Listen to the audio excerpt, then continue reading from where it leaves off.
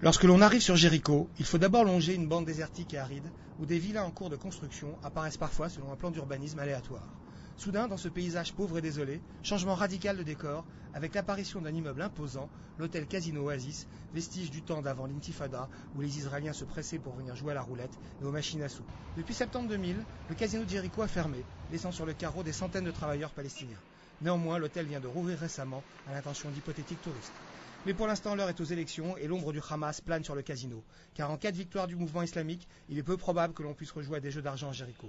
Et justement, nous avons rendez-vous avec l'ancien conseiller de Yasser Arafat, le docteur Saeb Erekat. Celui qui fut le négociateur des accords d'Oslo et de Camp David doit affronter maintenant le choix des électeurs. Dans son bureau, nous rencontrons une petite fille qui est venue spécialement lui apporter un cadeau. Nous lui demandons pourquoi elle apprécie tellement le docteur Erekat. Parce que d'après nous, c'est l'homme qui convient à cette place. Et nous pensons cela car le docteur Saeb est un universitaire et il nous apportera la paix.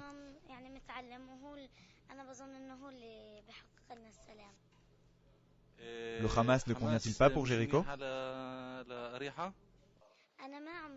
Je ne les ai jamais sentis.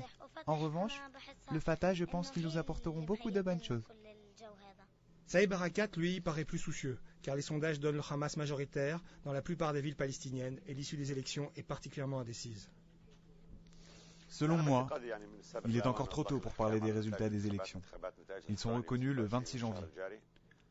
La différence entre le Fatah et le Hamas, c'est que le Fatah a un programme pour le processus de paix, pour l'éducation, pour la santé, pour l'agriculture.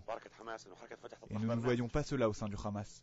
Nous voyons simplement des déclarations, par-ci par-là. Ils évoquent seulement les erreurs du Fatah, mais nous souhaitons que eux et les autres factions présentent un manifeste politique.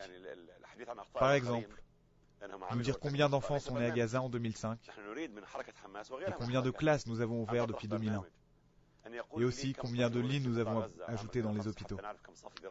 Rendez-vous dans une mosquée et regardez toutes les affiches que nous avons placardées sur les murs qui décrivent ce que nous avons fait. Le Hamas, lui, a perpétré toutes les sortes de crimes possibles. Malgré tout, nous voulons la démocratie et nous y parviendrons. Les observateurs européens seront-ils présents au barrage pendant les élections?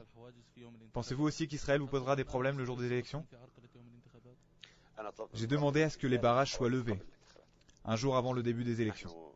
Nous sommes un peuple sous occupation. Les Palestiniens voulaient déplacer les bureaux de vote de Ramallah à Jéricho, de Ramallah à Gaza, au Khan Younes. Et cela devait se faire en coordination avec Israël. Donc je ne peux pas vous mentir en vous disant qu'il n'y aura pas de problème. Je réponds à vos questions avec beaucoup de sincérité. Israël pourrait s'intéresser uniquement au Hamas, cela serait une publicité pour eux et pour leurs leaders. Nous avons aussi des restrictions à Jérusalem. Nous ne pouvons pas y faire flotter le drapeau palestinien. Personne n'est autorisé à utiliser les slogans électoraux contre Israël ou à attiser la révolte. Je n'ai pas de problème avec aucun candidat qui se présente pour les élections israéliennes. Je respecte la démocratie israélienne. Je ne veux pas faire la paix avec celui-ci ou celui-là. Je veux tout simplement faire la paix avec Israël. Et Israël doit comprendre que si un jour elle veut la paix, cela ne peut se produire sans en payer le prix. Cette paix est basée sur un retour d'Israël aux frontières du 4 juin 67, incluant le quartier est de Jérusalem, et une solution juste au problème des réfugiés, d'après la résolution 194 des Nations Unies.